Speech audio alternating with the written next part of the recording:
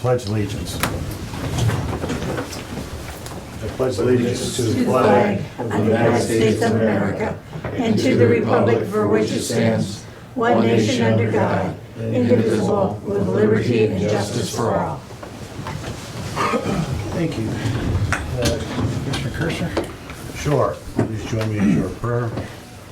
Heavenly Father, we ask for your intervention today as we discuss matters that are important to those we serve. We ask in a very special way that you protect all those who are now protecting our freedoms and their families. And we wish everyone a happy, Merry Christmas holiday season. We ask all this through your Son. Amen. Amen. Thank you. Roll call. Commissioner Paradiso, Here. Commissioner Schuff, Here. Commissioner Kirschner. Here. Okay, this time I will accept a motion to approve the digital audio recording of our previous meeting on Thursday, November 22nd for regular board session. So, second? Commissioner Kirschner, Yes. Commissioner Schuff, Yes. Commissioner Paradiso. Yes. Can't edit the meetings, they're all video live, so good. So we'll just start, I guess we'll jump right in. We have several guests today with us from the State Treasurer's Office, Patrick McCauley, and the floor is yours. Well, Thanks thank for you. coming. Thank you. Well, We have your handout. yeah. Thank you. Thank you for allowing me the time to come and give you a brief update on the Treasurer's Office and what's been happening with the work of Treasurer Sprague.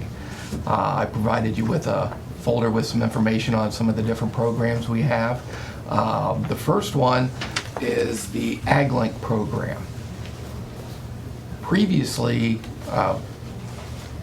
farmers would be able to use this program to get reduced financing for loans for usually their startup costs, seed, feed, fertilizer and such. And there was a window at the first of the year, mid-February to mid-March, that they would be able to apply for this loan, this program, and get the money to buy their startup costs. Well, $150,000 was the limit that you could get, and any more. $150,000 doesn't go that far for a farmer, especially when, like Roundup has gone up 700%. So Treasurer Sprague, wanted to do something to assist the farming community, and through the Ohio Gains Initiative, we were able to increase the loan amount for the agriculture community up to $500,000. The livestock farmers said, well, we have needs all year long, not just at the beginning of the year. So we've opened it up as well to, you could apply for it year-round now. And co-ops are now eligible to participate in the program too. Northwest Ohio, by far the biggest user of the AgLink program, and we work with local financial institutions. Ag Credit is a big user of the program. There's Farm Credit as well. We work with the local farm bureaus to get the word out, along with county extension offices, soil and water conservation districts, farm bureaus. I don't know if I said that already or not, but just wanted to let you know that that's available here in Seneca County. So if you know someone in the agriculture business that is looking for financing, you can refer them to this program to help them out. So I think so far this year, we've had like $350 million in financing run through the program. So it's a really popular program, like I said, especially in Northwest Ohio. So Pat, is this a guarantee program? You say you're working with local lenders. So does the state guarantee these loans, or do they fund these loans? The way it works is the treasurer's office will buy a certificate of deposit, a CD, from the institution. And instead of earning the interest on that, that is what's passed along to the consumer to lower their interest rates and give them a savings. So they're still receiving their savings, the bank's still getting all of their interest money as well. So is the loan secured by that certificate of deposit? It's just through the financial institution, so this is just a way to lower their rate. Gotcha. Yeah, yeah, it can go up to 3%, just depending on the market. So we have other linked deposit programs for businesses and such, but rates for such a long time were pretty good there. So, but now with that having been changing, a lot more people are interested in the program. But just like to let the commissioners know about our AgLink work. The next is the Ohio Market Access Program. We continue to offer that to help local governments save money on short-term capital projects. This program allows counties, townships, villages, cities, libraries, joint fire districts, and basically anybody that's funded through taxpayer dollars to be able to use this program. And it allows you to use the credit rating of the Treasurer's Office, which is now, I believe, AAA, highest rating we've ever had. And if you're doing road work, water work, sewer work, building a new, pole barn for vehicles, or rewiring infrastructure of a building, purchasing vehicles it's been used for. Some communities own their own electric, and they do something with it every year to help out with that. But the good thing about it is that the Treasurer's Office stands behind that note, so if you can't turn it over at the end of the year, Treasurer's Office purchases that note, sets up a payment program to the office, and saves the community some extra dollars there. So I know you talk to all the villages and townships and such all the time. County may even have projects coming up that it might be useful for you too. But once again, it was a kind of a hidden gem of the Treasurer's Office. When Treasurer Sprague came in, he's like, do we tell people about this? And they're like, well, no, really. He's like, why not? So we just get the word out on that as best we can. So feel free to spread the word throughout the county to all the constituents and let them know that that's available. And if they have questions, just to give us a call. The final program I wanted to let you know about are stable accounts. I don't know if you're familiar with these, but they are similar to a 529 account where you save for college, but this is saving for an individual with a disability. Right now, if you have a disability and you're receiving federal benefits, Medicaid, SSI, you can only have $2,000 in assets. So if you go over that $2,000 mark, you either have to do a spend down, or they start taking away some of your benefits. If the individual with a disability has a stable account, they can put money into that account and start saving, and it does not affect what they receive from the federal government in benefits. I don't know about that.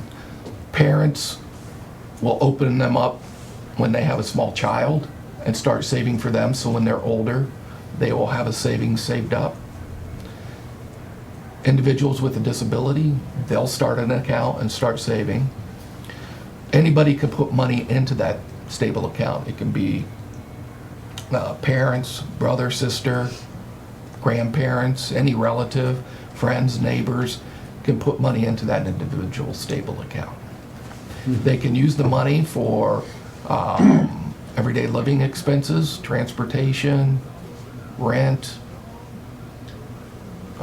medical expenses, prescriptions, education. They can use it just for a wide range of purposes. And the great thing about it is now, if they have that stable account, they have savings power. So if they're able to drive, they can save up for a car now. Can't buy a car for $2,000 anymore. If they're able to live on their own, they can save up for a nicer apartment, a condo, or a house. So it's a great program to help out those individuals. What the treasurer's office is able to do now is offer a payroll deduction option to businesses and local governments. So if an employee has a child with a disability, they're able to take money directly from their check and put it into that account. If the individual with a disability is working for you, they can do the same. It's a free service that we offer. We work with usually the payroll department to set it up and provide all the paperwork you need, information about the program. We do Zoom calls if people need to learn more about it. So if that is something that Seneca County is interested in offering as a benefit to your employees, the payroll deduction, let me know, because we can get that set up fairly quick and easily. Looking at our HR person right now. We can do it real fast. Talk to Julie, yeah. At the Opportunity Center, is Lou is the guy that runs Opportunity. Is he aware of this? Yes, Okay, yes. so- It's a good question. Yeah, we work with local boards of DD Okay. to get the information out, local governments to get the word out, businesses, anybody. Are you aware of anyone at the Opportunity Center now that has this program, or that? Marion, City of Marion has signed up to offer the payroll deduction. Hancock County just signed up. Allen County offers it. Over in the northeast, Medina County, Ashtabula, Lake, there's a couple of more over in that area. We just talked to Lucas County earlier this week. They're looking at the possibility, and I think they're probably going to do it because it's at no cost to anybody. So, but if that's something that the commissioners would be interested in doing, just let us know. And, You know, when you think of the state treasurer, I guess you wouldn't think of these kind of things, you know. So give the treasurer a lot of credit for doing these extra things well, to reach out to the citizens. the stable accounts have only been around for about 6 years. Yeah. Since Treasurer Sprague has taken office, there were like 9,000 participants. We're up to like 33,000 with, $2.5 million invested in it. So, Ongoing. yeah, so, and we administer it for other states too. So Ohio's the leader in stable accounts, and take a lot of pride in that because it's a great program. So if that's something that you're interested in participating in, No. Comments? Good stuff. Yeah, and this is good information to have. It might be a good resource for TSEC to have as they're doing some of the rural development stuff and going out to all these township meetings. So, yeah, if we can spread the word on that, that'd be fantastic. yeah, because Who's here? we work with the economic development groups in the areas, so, yeah, anything we can do to help, let me know. I'll be happy to assist you in any way. I live in Findlay, it's an easy trip to Tiffin for me. Straight shot. I can go to Reno's. But any questions or any thoughts about if there's something that we can help you out with right now, or? Anything right now? We will get back with you, I'm sure. And, no, thank you for coming. Oh, my pleasure. Good information. Thank you, thank you. Okay, Have a great day. thank you. You're free to go, and thanks for stopping in. I'll go back out in the cold, I guess. Reno's opens at 11, I think. Drive around a lot. Yeah. Thank you. Thank you. So, we have Carolyn Bick in the audience, and you could stay back there, or if you could come up, but floor is yours. Thanks for stopping in. Carolyn's with Congressman Jordan's office, and we have Congressman Jordan as our representative till the end of the year, and then through redistricting, we lost him, and we will pick up Congressman Latta, but he's Carolyn out of Norwalk's done a great job of being a representative for Congressman Jordan, being there for us. We all know her, we all have her cell phone, and it's very nice that you stopped in to Thank you. visit. So I know Commissioner Kirschner will have some follow-up comments. Do you have anything you want to present today, Carolyn? Present today? Anything, No. any update? We are. Jim will be chairman of which committee in the House? I'm sorry? He Jim- will be chairman, hopefully. January 3rd, there'll be a vote, so he'll be chairman of judicial. Yeah. He'll still be on oversight, so we'll probably see less and less of him, I would assume, in the district. Would have been nice to sneak him somehow into the speaker position, but, He'll be in hearings. He doesn't want that. He wants to investigate. yeah. So he's where he wants to be. So we understand you will be following him? Yes, I had the opportunity to either go down to Mansfield area or stay and represent Bob Latta, and I decided to go with Congressman Jordan. So we'll start January 3rd. So we, again, found an office in Park Avenue in Mansfield, and then I'll have a satellite office in Delaware somewhere. Nice. So, and I Well- surely miss Seneca County. I have been extremely fortunate in my life to know a number of congressmen, some of them pretty well. Worked for the Gilmore family for a long time, as most of you know, and so I had some time in Washington. But of all those, there has never been a better representative of any office than Carolyn has been, in my opinion, over the last 8 years. Carolyn has helped us with passport issues, with issues regarding... It's always a crisis. I will be blocking your cell numbers. Yeah, how far we can go, she has made certain, and I know that Congressman Jordan has a lot to do with this, but she's made certain that the congressman has been in Seneca County more times than any congressman I can remember. And, you know, sat in this room with small groups and was a number of places with large groups. So I just want to offer my sincere thanks to Carolyn for a great job well done, and I appreciate it. Jim Jordan's lucky to have her, and we'll miss her. Thank you. We'll Miss miss you her. as well. Mr. Ditto, Thank any you. comments from you with the Jordan family? We'll miss you too. Great. You better not block my number. Okay. So we will just keep going with the agenda until Ann comes. Is that okay? Yep. So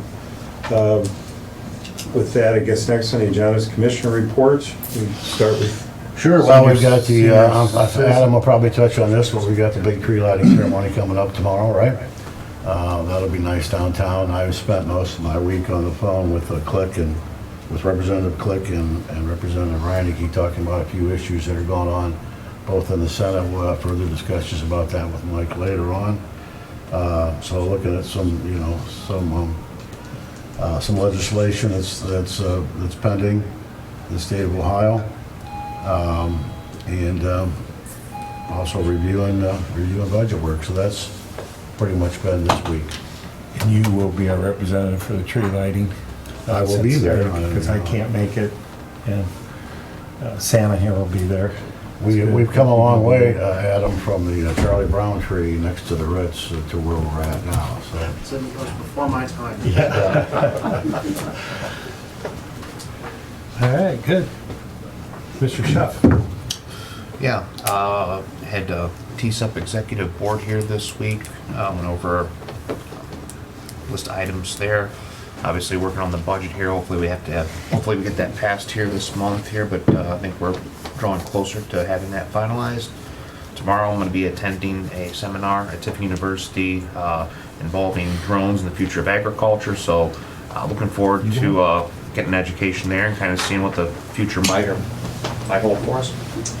Also had a meeting last week with our facade committee. We'll be coming to the Board of Commissioners here this week with some recommendations on some projects. The money went very quickly, or was applied for very quickly. So we'll go over that here later on in the meeting, but getting that money spread throughout the county and trying to help out some of these rural areas and villages, and hopefully hopefully it'll serve its purpose. Looking forward to seeing the finalized pictures and the results of that.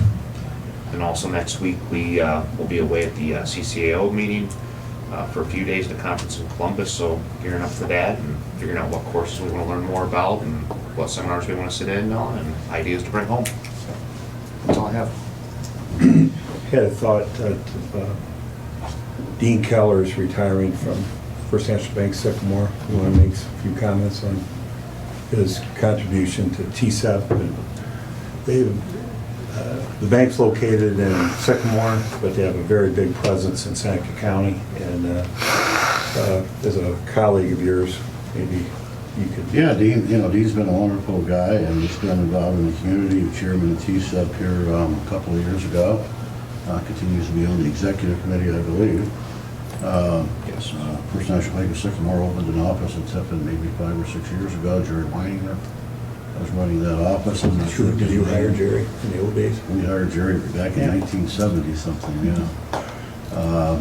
So it's good to see Dean step down, and I'm sure he's looking for a new generation. Community banks are obviously close to my heart, and I think that there's a lot of investment in Tiffin and Seneca County that's happened because there are locally owned financial institutions. Those folks do indeed invest a lot back in the community. Most of them have business foundations that support such things as the RITS and economic development, along with a number of other items, United Way, etc. So, congratulations to Dean, and I hope he does well in his retirement. Yeah, good. Thank you, Dean, for everything you've done for the community. We have Wednesday night, there will be a meeting at 6 o'clock in Fostoria to discuss the extension of the annexation agreement between the city of Fostoria, the two adjoining townships, Hope Loudon, I get this right, Loudon and Jackson. That'll be at 6 o'clock, and so we'll be attending that, and then again, we'll be off. We will not have a meeting next week because we'll be down at our state conference, so Commissioner Frankert's going down at his own expense, just so the taxpayers know that. So we welcome you down there to meet all the new leadership and hit the ground running. So Ann, welcome. Thank you. So you feeling okay and everything? 'Cause- Oh, yeah. Okay, good. Same Good. ongoing issues, but Yeah. nothing that's contagious, so. So we have with us, the health commissioner, Ann Goon, and as the citizens know, there's construction going on over there. The county owns the building. The people that are housed in your building have been inconvenienced and displaced. I guess that's construction, but we don't live there or work there, so you've asked to come in and talk to us about the upcoming rent or whatever you want to talk about with regards to your situation over there. Sure. Okay? Thank you. Just copies of the Exhibit A? Exhibit A, yeah. Thank you. There's one in case you need for the minutes. So our current lease expires at the end of this year. And so we have the option in that lease agreement to renew for another 3 years, which we'd like to do. But given the changes that are happening to the building, would like to ask the commissioners to reconsider some of the spaces that we're currently paying for. So what you have are the 4 levels of the building, not totally separate floors. But on the second floor, where the majority of our offices are located, we're not seeking any changes there at all to what we're already leasing. We want that to remain the same. On the mezzanine, however, we're currently paying for the entire office and server area on the left side, but that houses equipment for the entire building, so it's actually technically shared space. So we would like consideration of that not being something that we're specifically paying for that square footage, since it is a shared space. At least the telecom closet is shared space. Do you know what the square footage is on that? I do not. These are the only maps I have, and there's no reference to square footage at all on these. So, We'll meet with you afterwards. yeah. On the first floor, we have one room that actually is being demolished as part of the construction, and that's the health ed room that's on the left side of the page, and that'll become part of the new vestibule. So that will be no longer dedicated to the health district. It'll become shared common space. So we're proposing that square footage be taken out of the space we would be leasing. And then in the basement, we currently have our storage space, which we're cleaning out right now. We're working through that process, but we're currently also paying for the conference room and the one adjacent room where it's chairs and table storage. But this is a shared space as well, and so it was either, we're more than happy to pay for it, but other people have keys to it currently. So if we're paying for it, we don't think it's appropriate for other people to have keys to the area. Or it can become shared space, and then everybody that needs to share could have keys to it. Who else has a key to that? My understanding is that regional planning does. I'm not sure if Board of Elections also does or not. I think they have their own conference room in the back. They do have one, So just according to the map. Just regional planning. I mean, there are other people who use that room periodically too. So like when we do when the county does the health screenings as part of the health insurance, that's one of the spaces that's used for that. And currently, everybody shares the space, as in putting in a request or making sure that date is open on the calendar. So one of our They run staff that through manages you? the calendar, yeah. So it's just clarifying if that's truly our space. Can Be you, the so rest. there's two, I'm looking at the basement. Yes, mhm. Okay, there's a little L shape and then the big room in the middle. Right. What room are you referring to? The L shape, Okay, got it. yeah. You don't want to share our storage space. That's- It's grand full right now. Mr. Bragbaugh knows I ask a lot of questions. That's okay. So how many, I know we talked about square footage, you're not sure, but do you know how many square feet? The current Health lease, department yes, actually yes. using? The current lease is for, based upon what's outlined in the yellow, Yeah, the current is lease is for 11,000. 11,225 But feet. how many are you actually using now?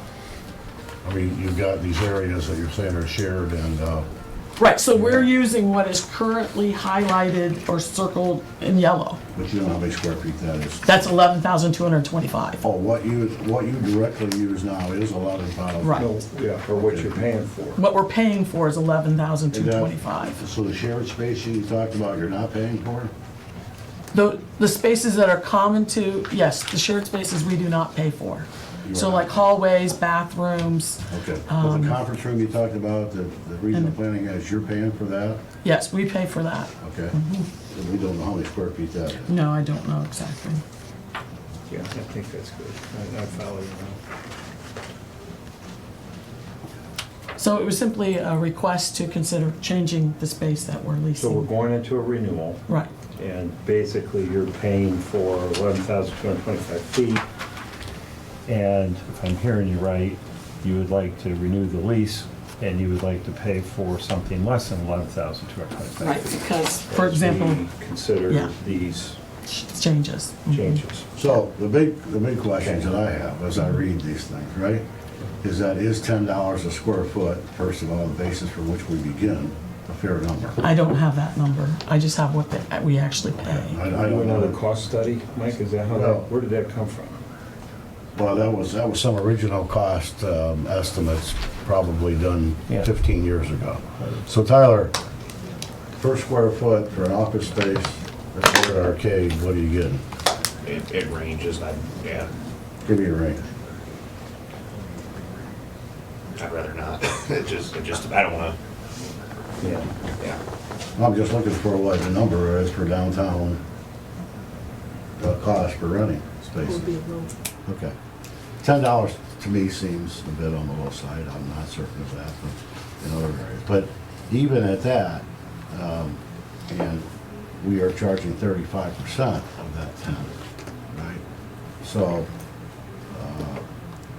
I'm just not sure that we would be, I'm not sure that I would be in a position to say we could discount it any more than basically a third of what the retail value is for the space. Right. I'm not asking for a change in the Okay. dollar amount per square foot. I'm asking for a reconsideration of the space that we're actually paying for. Gotcha. Yeah. Well, I think as we go into the process of a renewal, we do have to, we as the county do have to review what our costs are.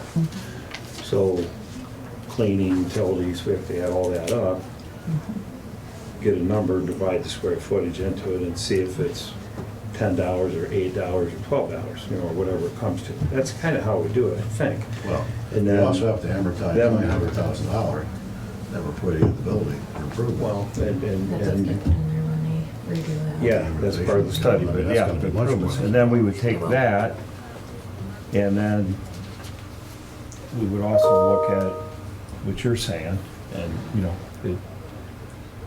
so when do we expect, I see the lease is due, the lease renews in December. We're probably not gonna, are we ready, are we in a position to, I'm call- working if not, on then this. January, February, we charge the same rent until we Yeah. get a new lease I would love to figured get out. it done by the end of the year. I'm working on it, trying to figure out where the numbers came from and updating the numbers. And obviously, hearing Ann today was much more helpful than the initial letter because I didn't know exactly. So this is much more clear on that, so I wanted to hear that. But yeah, it's something I would like to have it done before the end of the year, before Okay. it I think as a terminates. safety net, if it's okay with the two of you, if we're not done because we have a couple back and forth, whatever, then January we leave the rent the same and then we would start it February 1st. We're trying to start January 1st, Yep. but, Okay, because we pay on a quarterly basis. okay. So if we would need to modify the January payment, staff Can would we need put to know this, that put soon. this on our agenda and give us an update on when we meet again? Yep. 13th? 13th. Let us work on it, we'll get back to you. Yeah, I'd like to talk to John, or just know some total square footages, and it's hard to calculate without knowing a few details. Thank you for being here. Okay. Sure. You're running the place, you're doing your job, so thanks for coming in. Good. Okay. Working on that in the room, we'll move on to county administrator report. Thanks, Ann. Thank you. So I have a few things today. A reminder that you guys have an email for the dog coloring contest. I think Julie sent that over. That's going on right now. So you should have an email in your inbox if you can go in there and send. There's a lot. Yeah, I was looking through them yesterday. They're really neat. So I'm sure she would appreciate you guys giving her your input on that. So if you could do that. We're asked to pick one, Yeah, yeah. pick our favorite. Yep, pick your favorite and send that Yeah, back to these- Julie. Have a dog colored, these kids, they're scanned in and you scroll through them. We have to pick one. That's a tough job. It is. They're really good. They're so cute. My son won Okay. it a couple years ago. Your son won it? A couple years ago. Oh my gosh. Oh, that's cool. That's neat. Yeah. Yeah, they're really cute. I Okay, glanced we'll through do them, that. so he could just take a little bit of time to do that.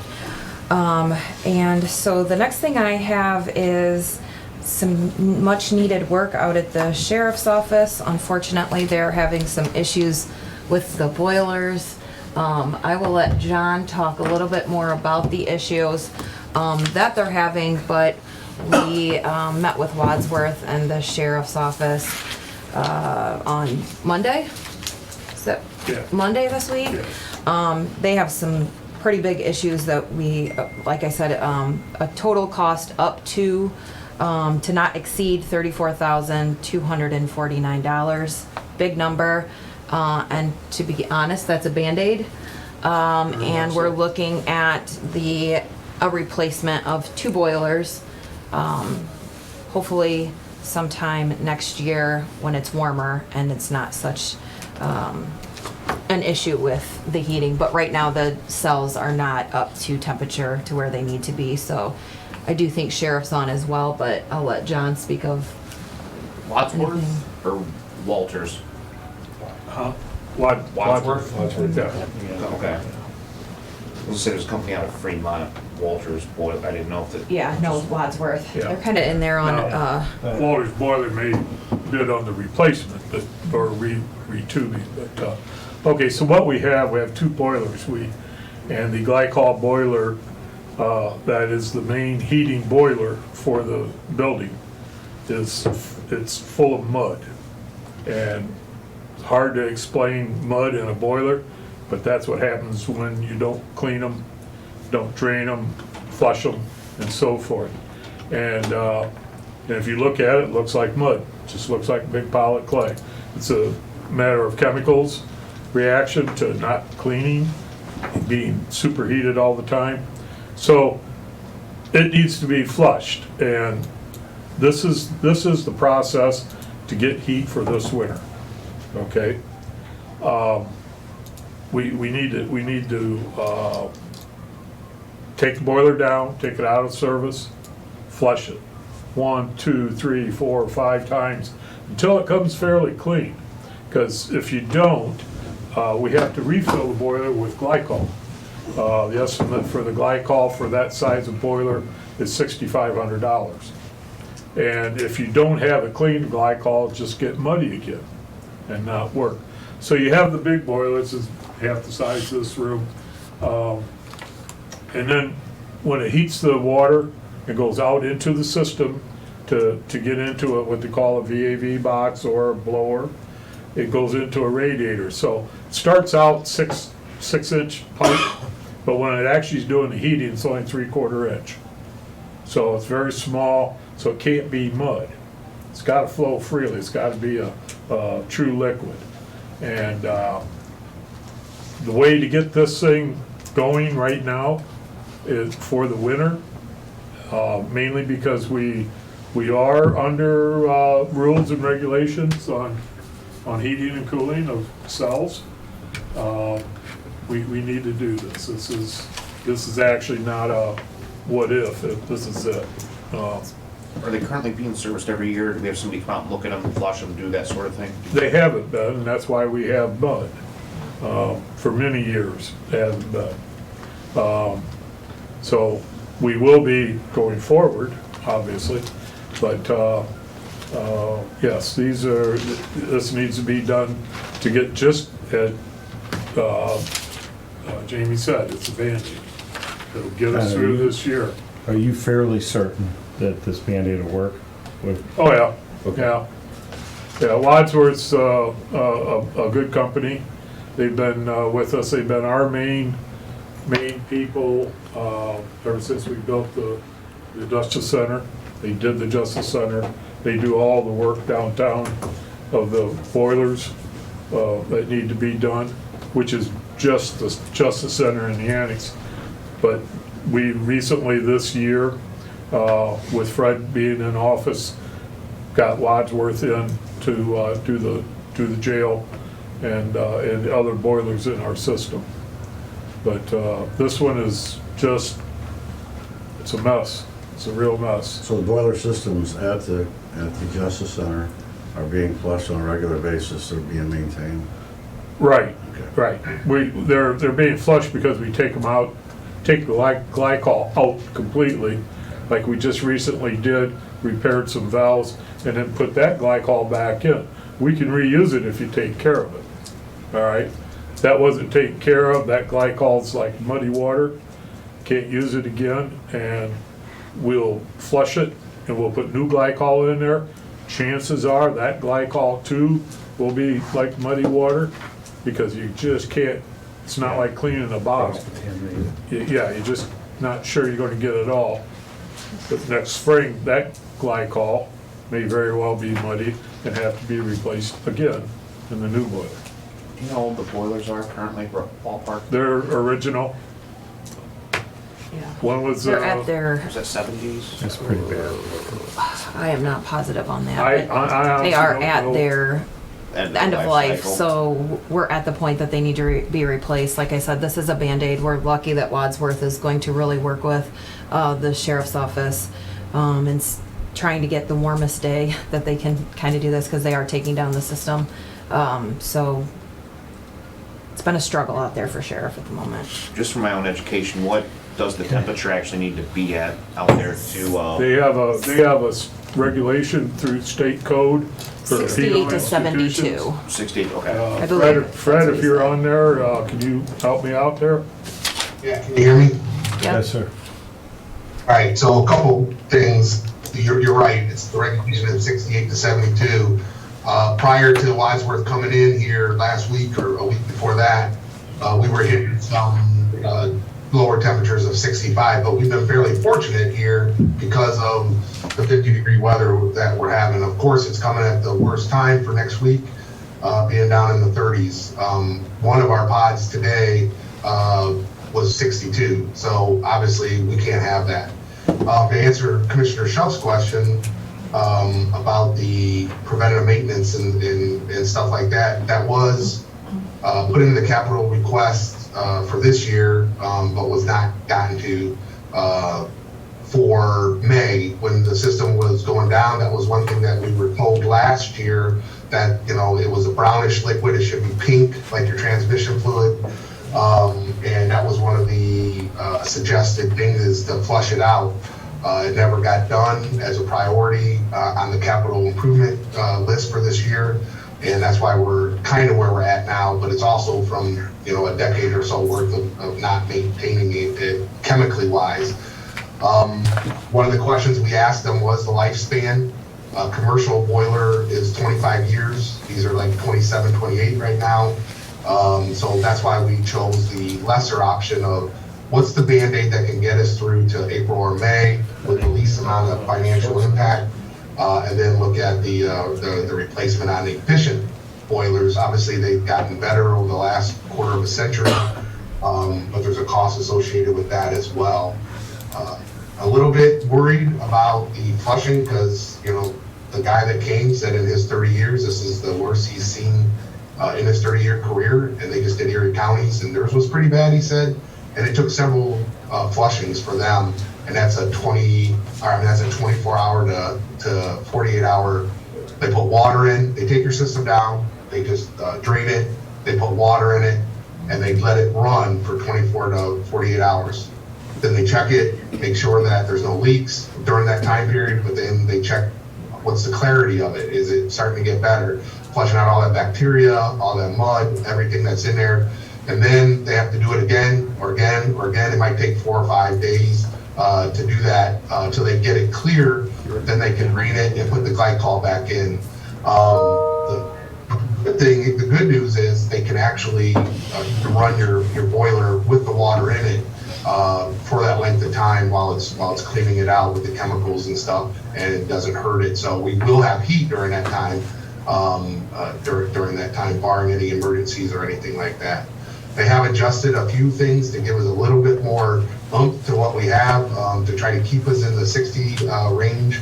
And that's where we're at right now. And Don did a really good job, so did Jamie, with explaining the emergency situation. And it is frustrating for us out here as well, to have to keep talking to you about maintenance or replacement or repair issues. But you know, like I said, when I took office last year, it's 25-year-old, 28-year-old building, and a lot of the original things are coming due, and that's where we're at. Okay, so I think we, what do we need to do to move forward? Just, You need approval Need of approval. up to $35,000. Yeah. we need to approve, was that a separate, we need a separate motion for that? No, I just need you to. Is that gonna be on the bottom? Yeah. Okay. Go Can I ahead. add one more thing, Commissioners? Yes, sir. For me to take it in a bite-sized chunk, you know, because that's a lot of money, you know, to ask for just a fix that we're gonna have to replace down the road. But I had sent Jamie an email on it too, and I think it's important to note that if you break that down over the 6 months to May, that up to 35,000, then you're looking at $5,883 or $33 a month over that 6 month period. If we didn't do anything and we knocked on wood and hoped to get through, and it did go down, and we had an emergency situation and we have to farm these inmates out, first off, 110, 120 of them would not go to the same facility. We'd be looking at multiple counties paying whatever they want, you know, of $75, $90 a person a day. So obviously we're gonna be well over that. The detainees, obviously we can't farm them out. We'd have to call ICE, say, come get your 50. They would send them to Michigan or Indiana, and there's no guarantee we'd get those back. So that's, I think, is a good justification to go ahead with the up to $35,000 repair. And the other thing I think to look at is with the negotiated $90 a day on the detainees, you know, over that same 6-month period, you know, estimate if they stay at 50, we'll be bringing over 800,000. So there is some, I think, justification there too to get it fixed, if that helps. Yeah, I don't think there was any hesitation on anybody's part about approving this right off the bat when we heard about it, Sheriff. So Okay. we'll get this thing rolling. I just wanted to, you know, to be clear that, you know, I don't like it, and I just want you and the public to know that, you know, there are things that we're trying to do to make sure that these things don't happen in the future. And that's why I agree with you, coming up with the capital improvement list, prioritizing stuff, and knowing ahead and having it at your disposal what each item is estimated to cost. So I think that process is going well.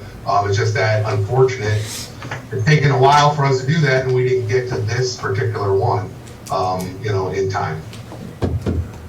Just the summertime, I guess. Just as a matter of record, John, so there isn't sticker shock come spring. 2 new boilers or how much? Around 200,000.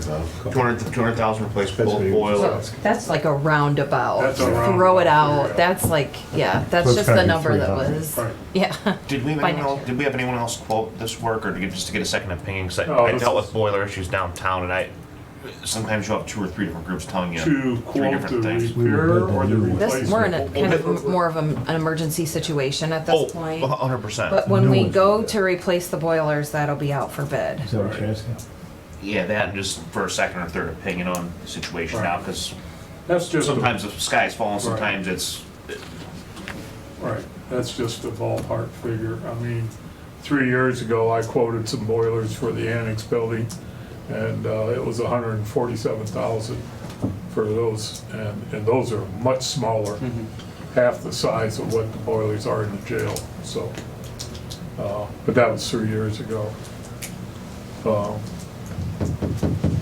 And this system was, they always took care of their own systems out there.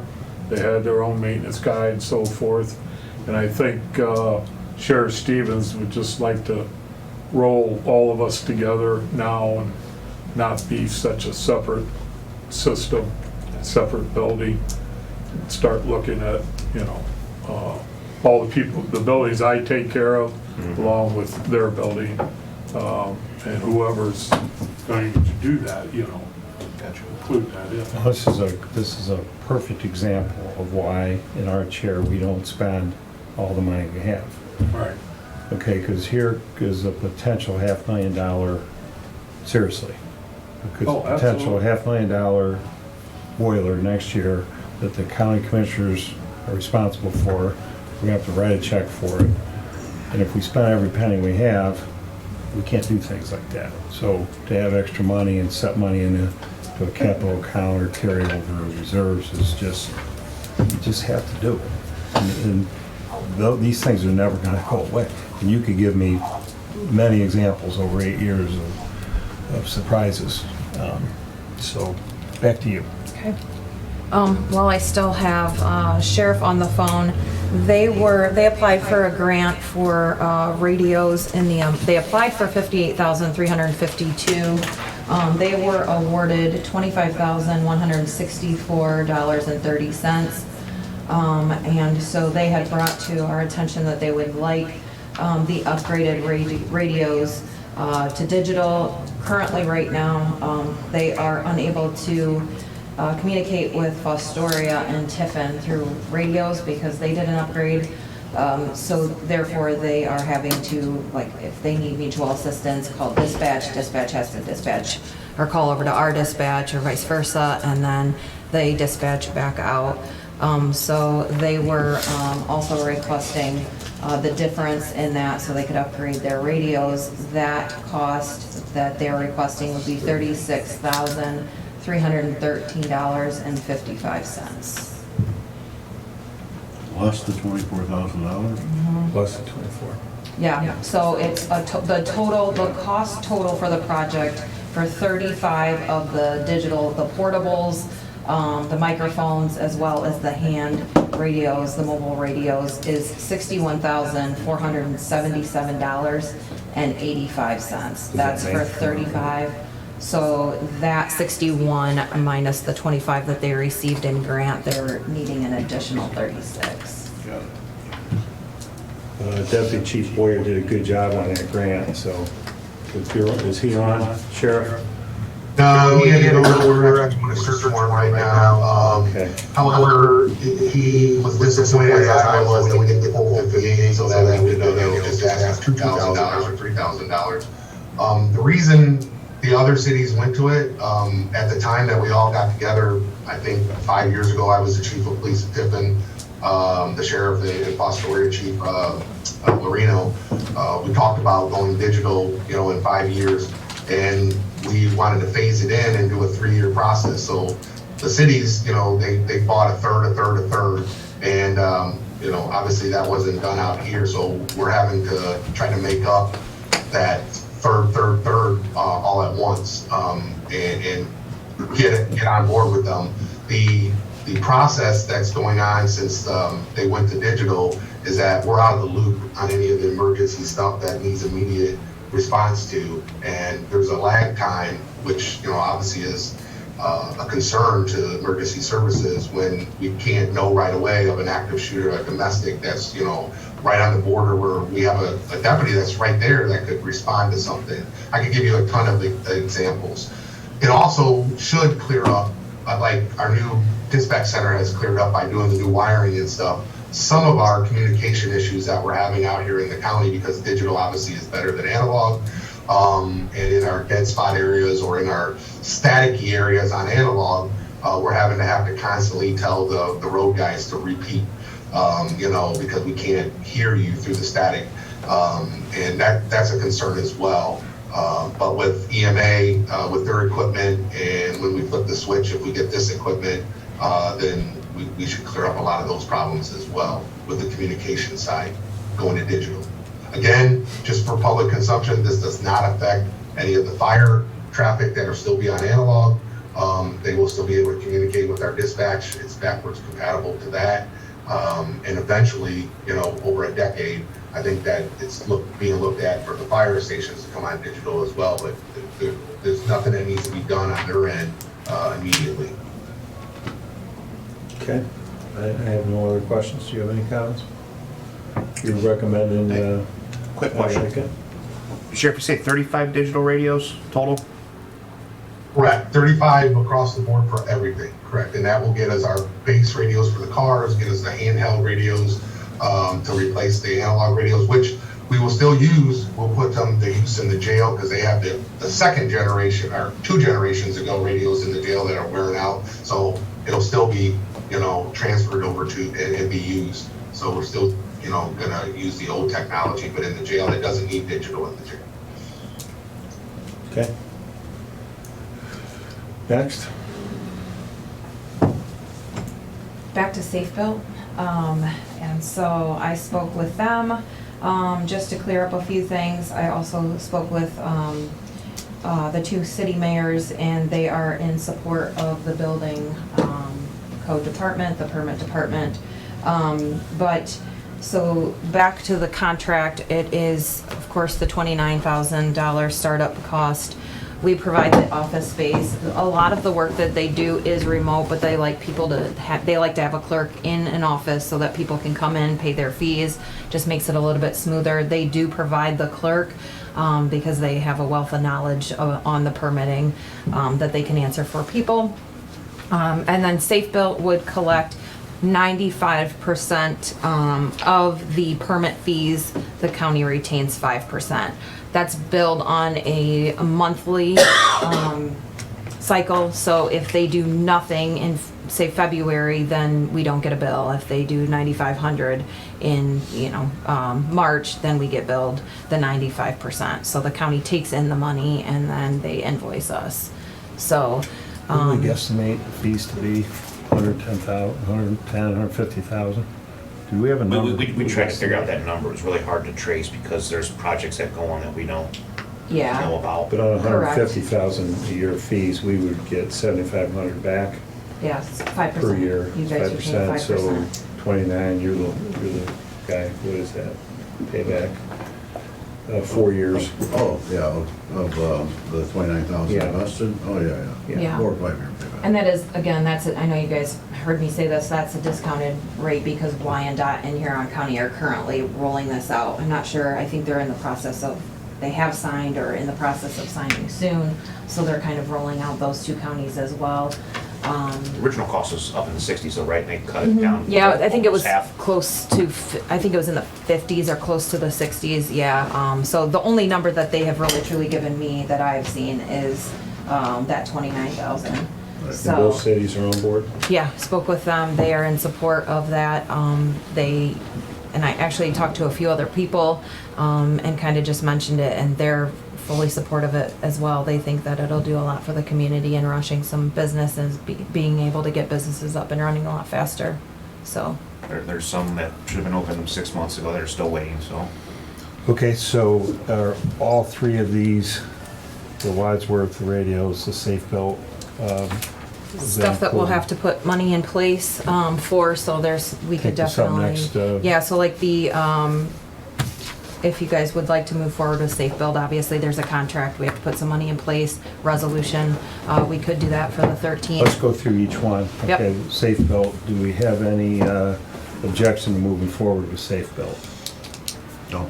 Okay, we're good there. I'd like to move forward with that. Wadsworth, we agreed on that. Radios, I'm good with that.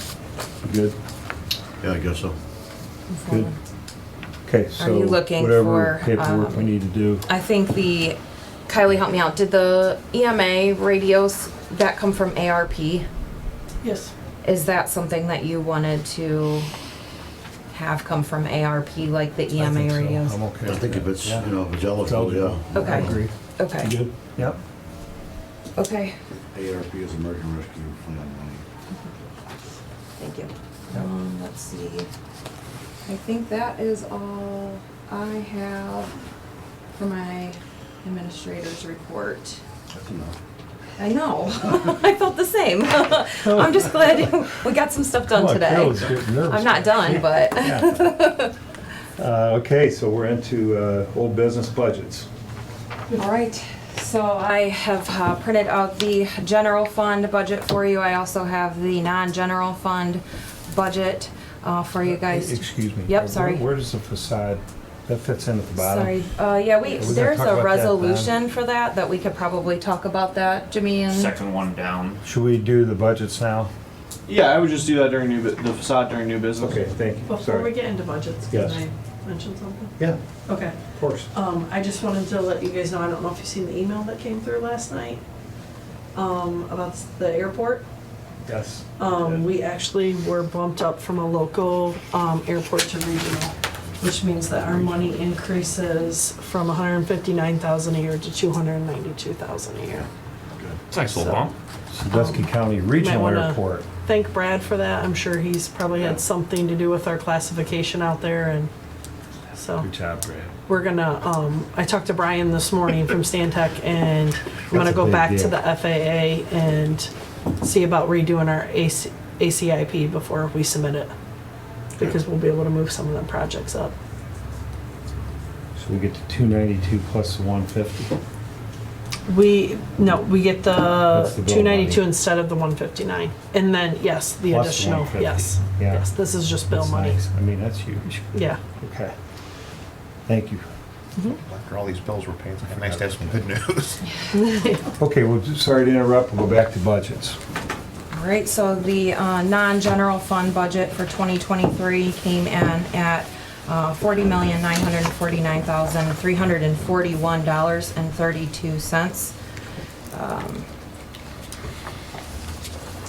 for non-general. And then the general fund budget, with the increases that we discussed last week at 5%, that total came in at $20,510,573.46. 5% pay increase for all departments. That's correct. General fund. Okay. So do we have a motion to approve the budget? So moved. Second. Discussion. Any discussion? Nice job by your Barb and yourself for putting this together. I'd like to vote on the budget and then have a discussion about a premium pay discussion with the two commissioners. So we have a first and a second. Hearing no discussion, roll call. Commissioner Kirschner? Yes. Commissioner Schaaf? Yes. Commissioner Peardiesel? Yes. Good job, thank you. And would also like to propose, talk about it, using some ARP money, a one-time premium pay to the employees of the county. I believe we're talking 330 plus or minus employees, right? Yes, so the range, yeah, 350, 360. And then you, Jamie and I discussed this, so I want to bring it up, that we would I'm proposing a $1,000 payment to all employees at year end. It would be a $330,000 plus or minus distribution. I'd like you to define who would be eligible for that, if you would, in your terms. We have full-time, part-time, and we also have intermittent employees. But we were looking back and we were looking at possibly maybe saying for our intermittent employees, if they've worked within the last 30 or 60 days for us, because we have some that haven't worked. But we think it's important that, that money gets allocated to the people who are putting in their time day after day to help us in the county, so. Okay, I know Commissioner Kirschner, you're always talking about taking care of the employees, and I think what I like about this is a one-time payment. We call it a premium pay. We did this during the COVID period. And in a high inflation year with everything the way it is, I think this is something we could do year end for the employees, and then the 5% increase for next year. Comments? Any comments? And I agree with Commissioner Kirschner and you. That is one of our biggest assets is our employees. I don't want Seneca County to be a revolving door where we're losing people left and right to the private sector, to other governmental entities. Everything's going up right now. It's out of our control, but I'd like to retain the help we have and show them that we care. I'll second your motion, Commissioner Peardiesel. We have a second. I do want to, just for verification of the public, all elected officials are not eligible for this, for the pay increase nor the bonus. Our pay is set by statute in Columbus, right, Treasurer Harrison? That's correct. Okay, so we're not part of this, but Just one last comment. The 1% would be non-discretionary. In other words, everybody would receive 1% of 2022's income, right? Yep, everybody is. I'm sorry, everybody would receive $1,000. Yeah, so it's Yeah. the same, it's going to be the exact same, like you did the ARP, so like I we did the think 2,000. Yeah. those boards, yeah, so it really- excluded certain boards and people that fall under those boards, that is So, just, yeah. The only difference I wanted to make is that the 5% is discretionary. In other words, if John, Yeah. the maintenance department gets 5% increase for his staff, he can disperse it how he believes that's correct. they deserve that Yeah. increase. That So somebody- 5% goes in their salary Somebody, line. well, somebody might get 7 and somebody might get 2. Correct. Just so everybody understands that, it's the elected or the department head is the person. It's a good point, and I think this is a good balance. So each elected's budget goes up by 5%, their payroll line. Each elected official can distribute that money as they see fit. The $1,000, everyone would get it, no matter what your pay scale is or where you're at, you would get that check as a premium check. Now, next year is another year. You know, we'll sit here, Commissioner Frankert, you'll be up here, and we'll look at the budget and you know, we'll have a discussion, so. Okay, so I'll entertain a motion then that we move forward with the $1,000 premium pay. I think it's on the floor. Do we have it on the floor? We're in discussion mode, or do we get a second? I don't remember a second. Yeah, I gave it a second. Did you? I'm sorry, you did give it a second. Okay, roll call. Thank you. Commissioner Kershaw? Yeah. Commissioner Schaaf? Yes. Commissioner Paradiso? Yes. And we have enough, we can get this done by We are year okay end. on that, yeah. So I will get with the auditor's office. You're looking at probably the 16th or the 23rd, whichever is going to be, obviously we want to work with them and not make too much additional work. So I'll get with them and go from there. Okay, thank you. In the new business, any Okay, other old business?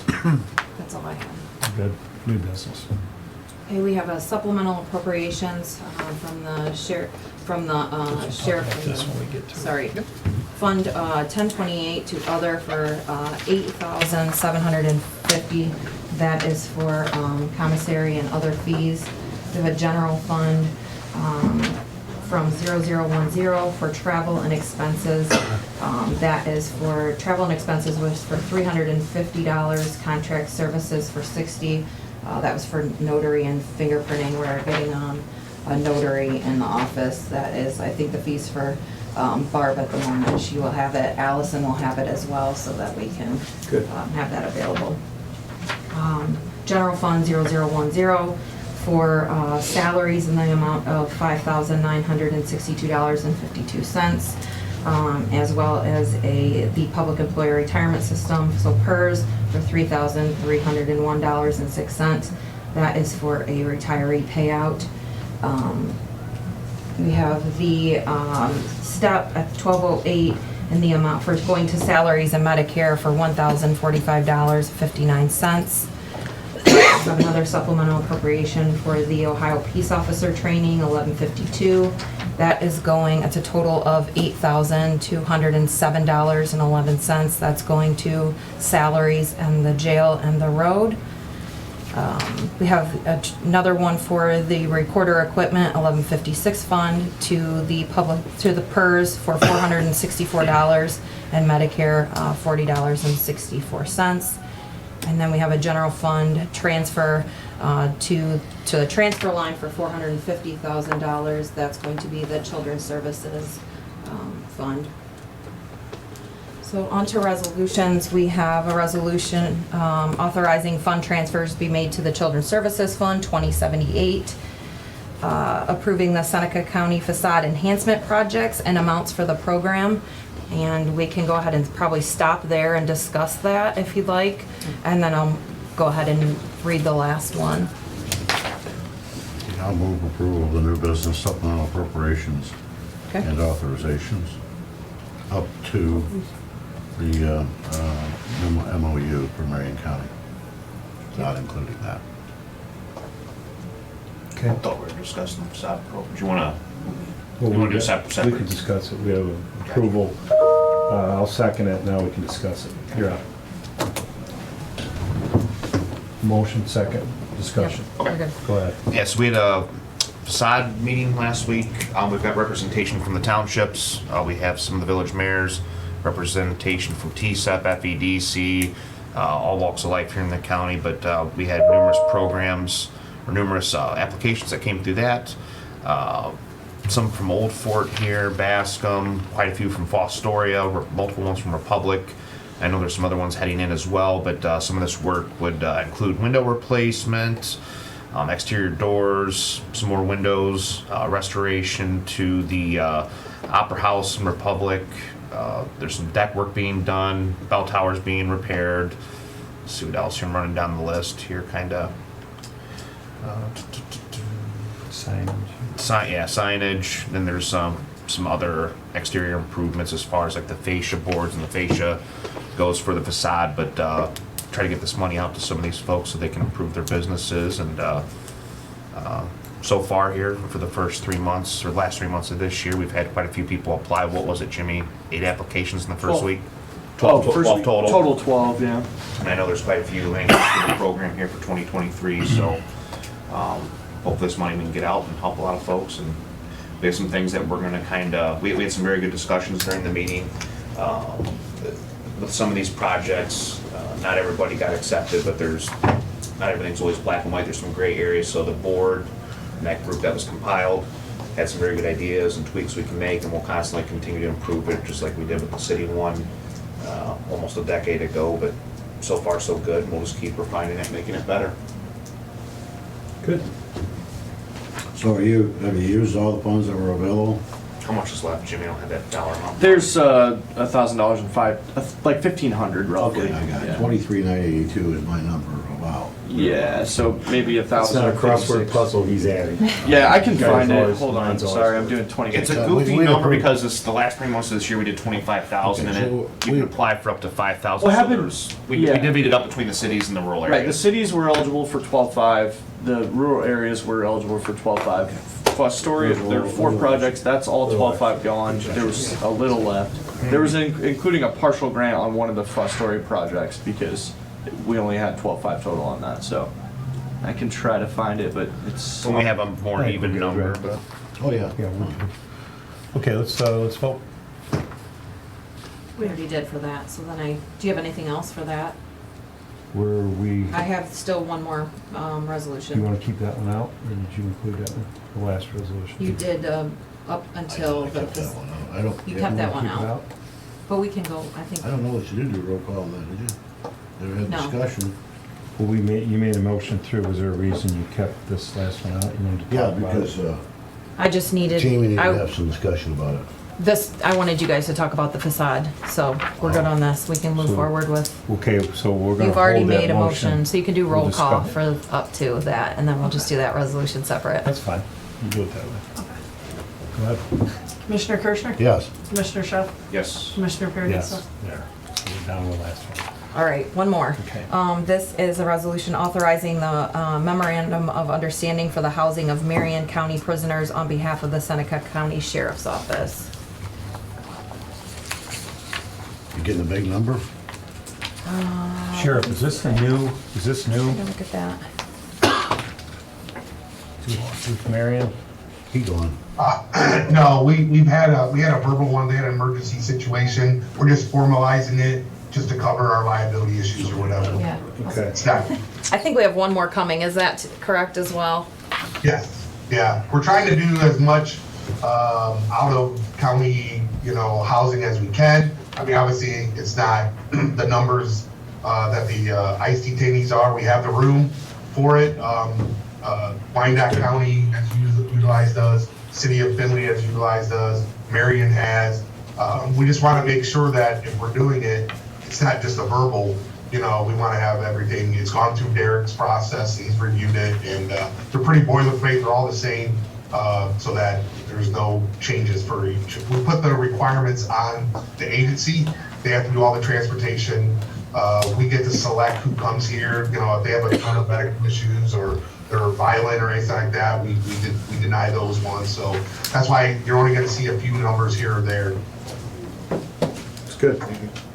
Thank you. Okay. I'd like to make a motion that we approve the Seneca County facade enhancement projects at their set amount for the year 2022, then also pass the authorization of the memorandum of understanding for the housing of the Marion County prisoners on behalf of the Seneca County Sheriff's Office. We really did the facade, right? No? Facade was included in that one. Was? When he said it, yeah. Yeah. Okay. Okay, we'll just amend your motion.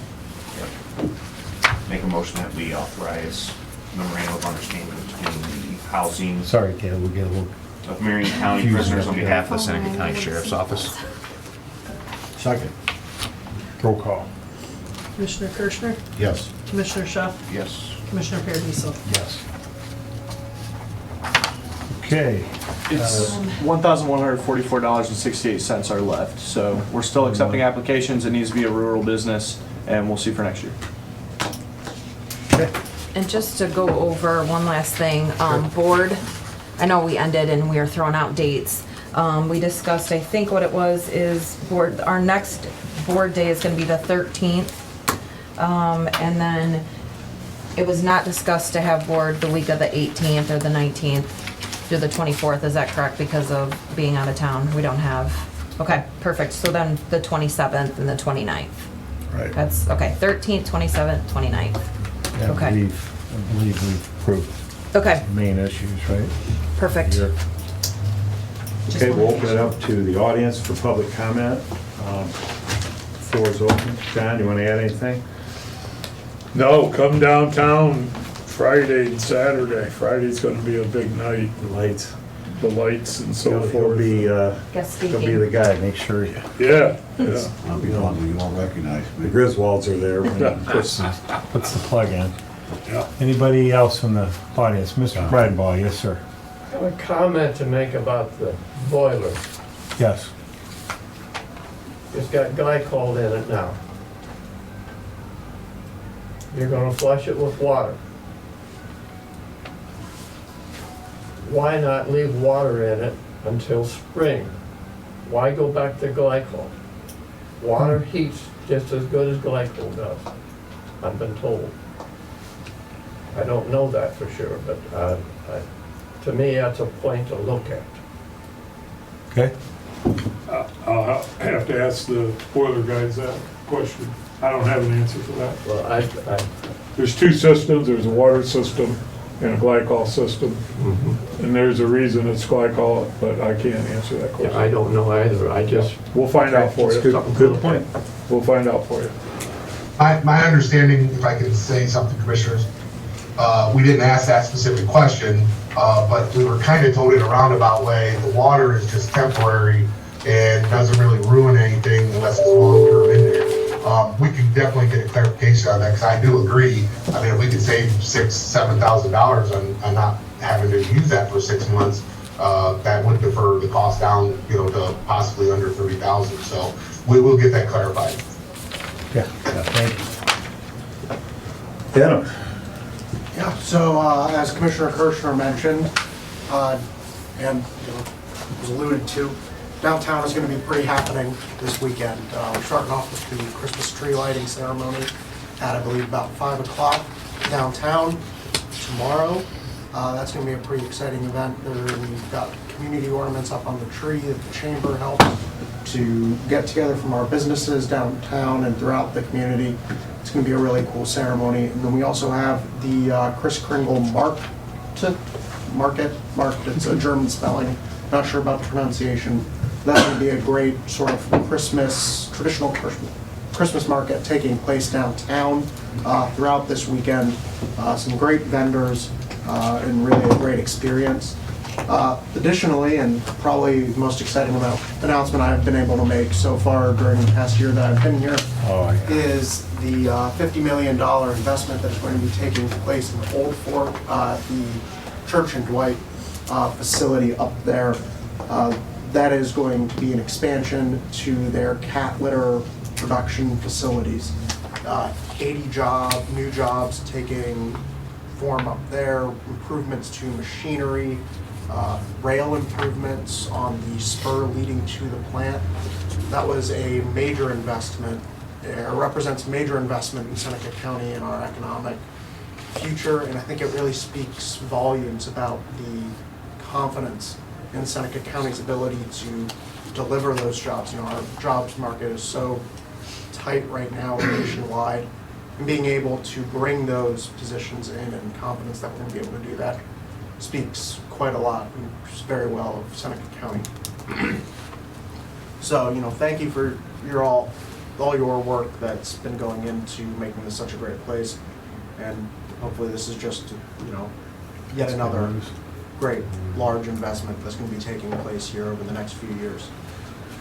So you know the menu of the German food, what do we have? Schnitzel, Spätzle? I know that they are bringing in at least one German food truck will be coming in. I believe it's the Schmitz food truck. If you haven't been down to Columbus. Oh, yeah. Schmitz down there in German Village. So come down to downtown, get a Bahama Mama, my personal favorite sausage.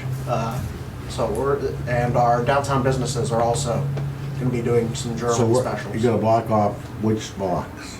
I believe it is I haven't been involved directly in the organization of it, but I believe it's 2 blocks on South Washington Street. Okay, from Market to Perry and then Yep. over to Madison, okay, good.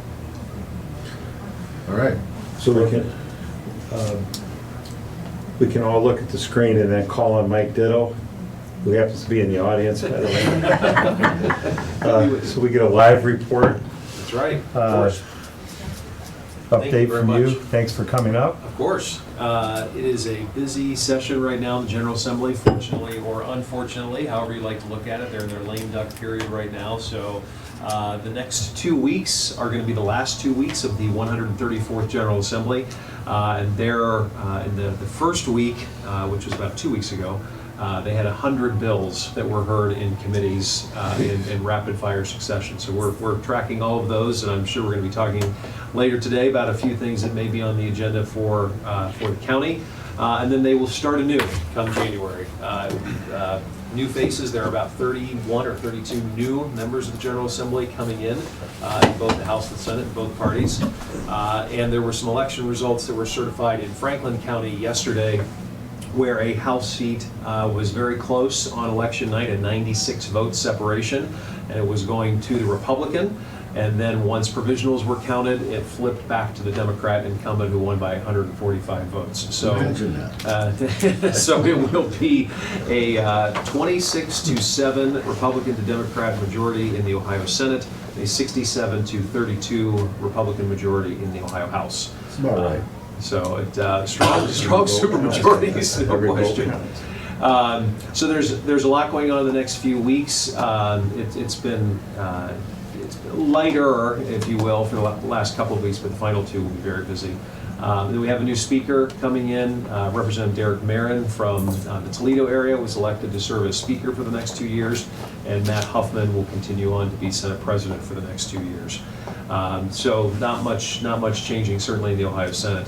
We're watching very closely any local government changes that might be happening in the next 2 weeks. The one that is probably it's gaining the most steam or the most discussion, I would say, would be House Bill 512, and that is a bill that directly impacts municipalities specifically because it is a required adjustment and increase in the employer contribution to the police and fire pension funds. Most of the municipalities across Ohio are against this because it is a very, very rapid increase. We don't expect that it will pass this session, but it's something that may come up in the budget next year that would impact certainly cities all across Ohio. We're also looking at, you may have seen some of the news lately that Walmart has taken some serious responsibility and worked in an agreement with the Ohio Attorney General for their role in the opioid crisis from a few years ago, and as such, they will eventually be getting about $114 million in this settlement to the state of Ohio. That is going to be distributed largely to all 88 counties in some fashion. That is not determined yet how and when that money will come down, but that is a big issue that we and the County Commissioners Association are all following pretty closely with the AG. So there'll probably be a lot happening the next few weeks, of which we'll keep you apprised on, and then from December 14th or 15th on to the end of the year, there will be very little activity, and it starts very busy with the state budget in January. Just curious, when you say 100 bills were introduced, is that normal this time of year? It's a little high. I don't know. There are. Seems really high. Yeah, so those 100 bills, those were bills that were just heard in committee. So some of those bills have been around a while, some were new. If you introduce a bill in the legislature by a certain point earlier in the year, you must have a hearing by the end of the year. Even if the bill may not go anywhere, you still have to have a hearing. But there are a lot of things moving very, very quickly, In one General Assembly, there are usually, between the House and the Senate, about 1,000 bills introduced. And if you think about it, that's 1,000 individual bills, but then you also have the state budget, which is 3,000 or 4,000 pages and $70 billion. That's one of those 1,000 bills. So it's always a lot happening, a lot to read, But I think it'll be busy for the next 2 weeks, but we'll see what happens and we'll keep you apprised.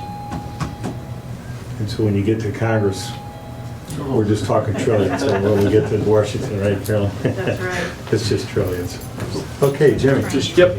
I don't always get these, but I saw a message here on our Facebook page from the Mental Health Board Director, Mircea Handru.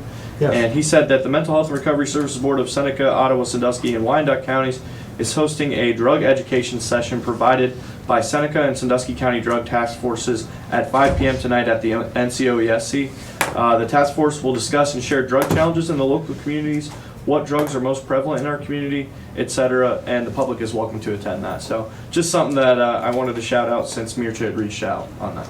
Yes, thank you, Mircea, for bringing that up. They're also going to recognize Judge Cobley, I believe, that for his contribution to the pivot court tonight, and so it would be a double benefit to go.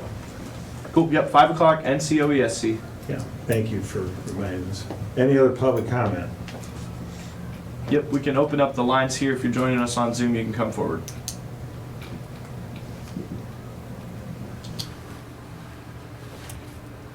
Paul, anything to say? You good? Okay. Jimmy, we I don't count see down? anything.